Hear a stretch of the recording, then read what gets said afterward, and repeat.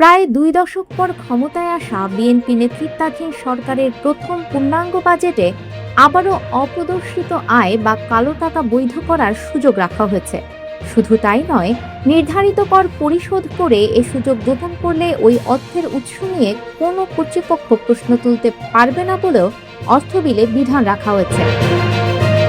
বৃহস্পতিবার জাতীয় সংসদে ২০২৬-২৭ অর্থ বছরের জন্য ৯,৩৮,০০০ কোটি টাকার বাজেট উপস্থাপন করেন অর্থ ও পরিকল্পনা মন্ত্রী আমীর খসরু মাহমুদ চৌধুরী।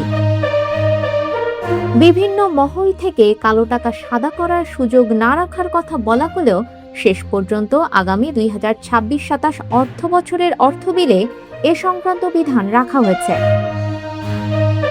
অর্থবিল অনুযায়ী আগামী ১ জুলাই থেকে ২০২৭ সালের ৩০ জুন পর্যন্ত জমি, ভবন বা অ্যাপার্টমেন্ট কেনাবেচার ক্ষেত্রে অপ্রদর্শিত অর্থ বৈধ করার সুযোগ পাওয়া যাবে। নির্ধারিত কর পরিশোধ করে এ সুবিধা নিলে অর্থের উৎস কিংবা পরিশোধিত কর নিয়ে কোনো ধরনের প্রশ্ন তোলা বা তদন্তমূলক কার্যক্রম পরিচালনা করা যাবে না।